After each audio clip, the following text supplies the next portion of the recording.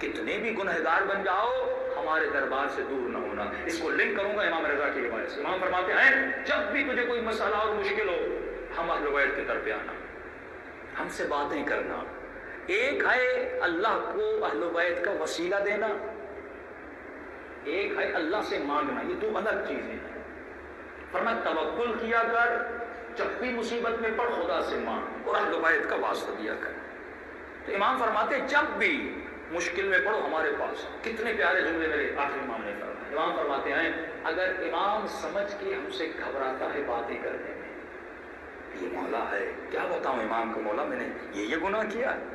اگر ہم سے باتیں کرنے میں جھجکتا ہے, بات امام سمجھ کے بات نہیں کر سکتا, تو امام فرماتے ہیں باپ سمجھ کے باتیں کر.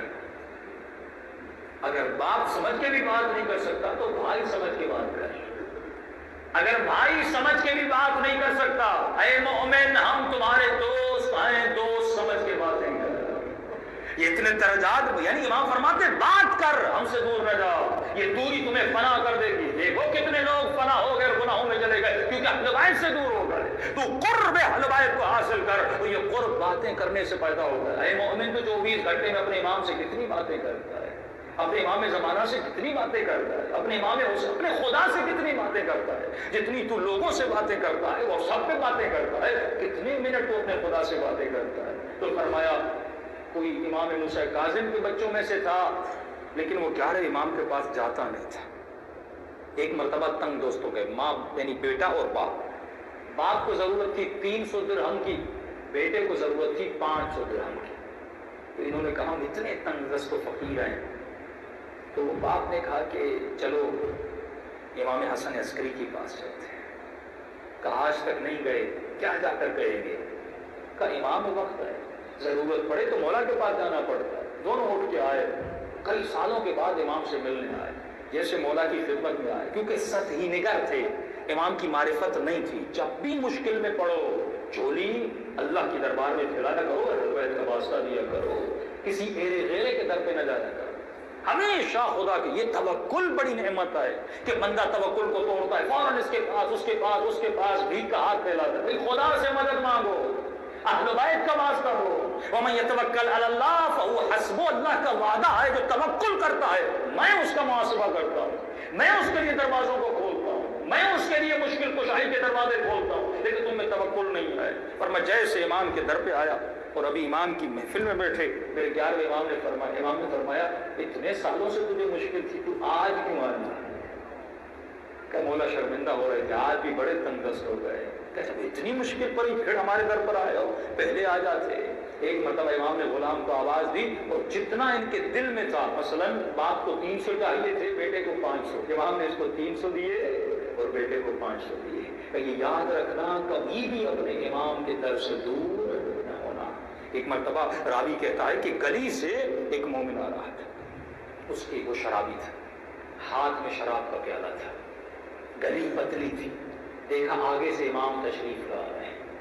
اب ادب تھا اس میں, یعنی جیسے دیکھا مولا آ رہے ہیں, کہا امام کا سامنا کیسے کروں گا, مولا کو اپنا چہرہ کیسے دکھاؤں گا. ہاتھ میں شراب اور امام پوچھے شراب. ایک مرتبہ اس نے اپنا چہرہ دیوار کی طرف کر دیا کہ مجھے 11ویں امام دیکھے نا, یا 11ویں امام کے کسی اور امام کا واقعہ ہے, یہ امام مجھے دیکھے نا. کہ جیسے اس نے دیوار کی طرف چہرہ کیا, امام گزرنے لگے, تو امام نے گزرتے گزرتے اس کی پیٹھ پہ ہاتھ رکھا,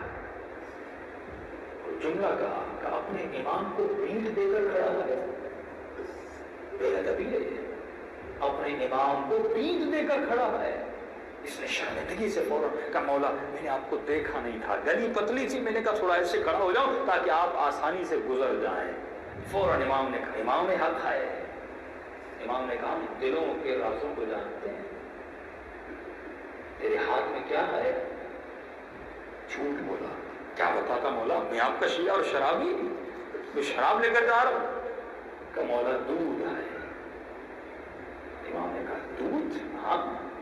کہ تھوڑا ہمیں بھی پلا. اب پریشان ہوا, کرے تو کیا کرے, پھنس گیا.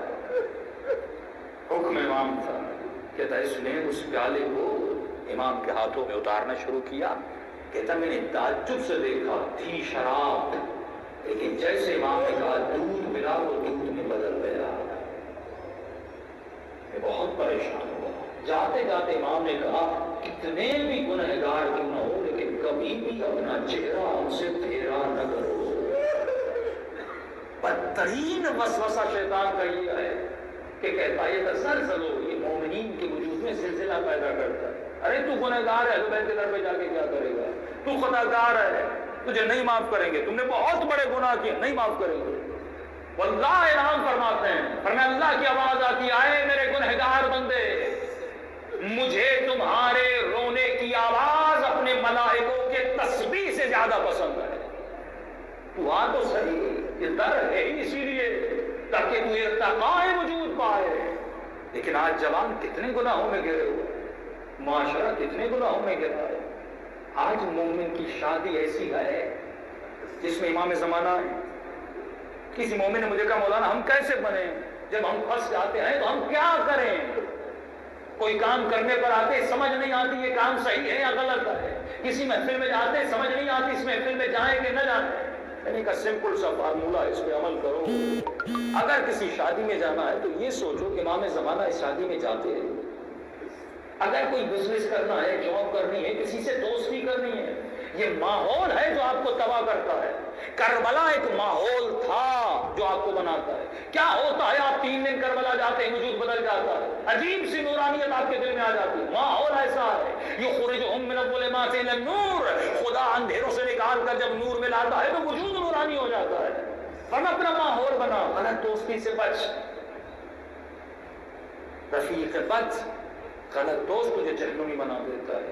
غلط رشتوں سے بچ، غلط ریلیشن سے بچ. کہ میں نے دوسری مجلس میں کہا تھا شیطان کا بدترین حربہ یہ ہے وہ پہلے کنیکشن بناتا ہے پھر اس کنیکشن کو امپروو کرتا ہے. جب حرام کا کنیکشن آئے، معصوم فرماتے بہترین حربہ گناہ سے بچنے کا، خود کو باادب بنانے کا یہ ہے اس کنیکشن کو وہیں کاٹ دے.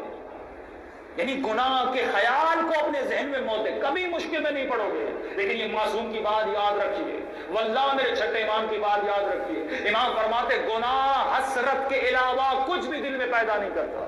گناہ دلدل کے علاوہ کچھ بھی نہیں ہے. اے جوان تو اپنے ایموشن کو تباہ کرے گا، تو اپنے احساسات کو تباہ کرے گا. تو جب گناہ میں جائے گا مستقبل فیوچر میں پڑ جائے گا. تو جب گناہوں میں جائے گا مختلف بیماریوں میں پڑ جائے گا. یہ معصوم کا وعدہ ہے جب تو گناہ کرتا ہے تمہارا جسم بھی تباہ ہوتا ہے، تمہاری آخرت بھی تباہ ہوتی ہے. اور بدترین گناہ جو بے ادبی کی وجہ سے وجود میں آتا ہے کہ رسول خدا فرماتے ہیں میری امت کے آخری زمانے کے مرد اگر جہنم میں جائیں گے تو گناہ زنا کی وجہ سے.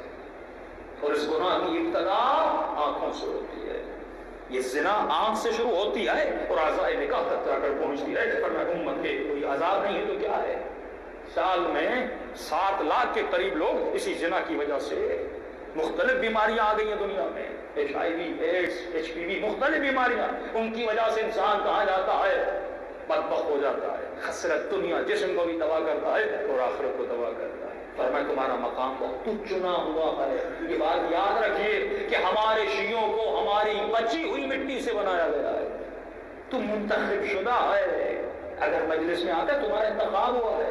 اگر شیعہ ہے وہ مولا علی جو جناب مالک اشتر کو فرماتے مالک، جب مالک کے وجود میں شیطان نے وسوسہ پیدا کیا کہ مولا لوگ کہہ رہے مالک تو علی جتنا بہادر ہو گیا. یہ بہت باریک پوائنٹ ہے. یعنی مالک کے ذہن میں وسوسہ آتا ہے، وہ تعریفی وسوسہ تھا کہ مالک تو علی جتنا بہادر ہے، لیکن مالک اس وسوسے کو اپنے ذہن میں موت دینا چاہتا ہے. اور وسوسے کو اگر موت دینا چاہتا ہے تو امام علی کی محفل میں جاتے ہیں کہ مولا شیطان گمراہ کر رہا ہے. مالک تو علی جتنا بہادر ہوگا. میں جانتا ہوں میں آپ جتنا بہادر نہیں ہوں، لیکن شیطان بار بار ذہن میں یہ بات ڈال رہا ہے. امام نے تفضیلی جملہ بھی فرمایا اور مالک کو ہمت بھی دی اور امام نے اس کی تشریح بھی کہ مالک ہاں تو بہادر ہے کیونکہ علی کا شاگرد ہے، علی کے لشکر کا سر پیسہ لا ہے. لیکن مالک مولا کے مارنے میں اور شاگرد کے مارنے میں کوئی نہ کوئی فرق تو ہوتا ہے. تم نے بھی اتنے مارے، میں نے بھی اتنے مارے، لیکن مالک تیرے سامنے جو بھی آتا تھا تو تلوار چلاتا جاتا تھا. لیکن علی کے سامنے جو آتا تھا، علی کسی کو قتل کرتے تھے، کسی کو زخمی کرتے، یعنی جان بوجھ کر کسی کو نہیں مار سکتے تھے لیکن مارتے نہیں تھے، اسے زخمی کر کے گراتے تھے اور کسی کو قتل کرتے تھے. یا علی کیوں؟ فرمایا کیونکہ میں تا قیامت اس کی نسل کو دیکھتا تھا. اگر اس کی نسل میں کوئی شیعہ تھا اس بیٹے کی وجہ سے میں باپ کو نہیں مارتا تھا. اتنا احسان ہے آپ کا اپنے آبا و اجداد پر کہ اگر نسل میں کوئی بیٹا ہے علی اس میں تلوار نہیں چلاتا. اپنی اہمیت کو سمجھ. اپنی قدر و قیمت کو سمجھ. تو دنیا میں آیا بلند ہونے کے لیے، تو میں سمیت تمار بننے کے لیے، سلمان فارسی بننے کے لیے آیا. صلوات پڑھے محمد و آل محمد.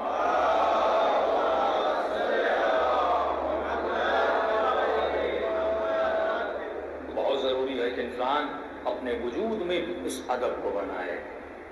یہ ادب بڑا اہم ہے.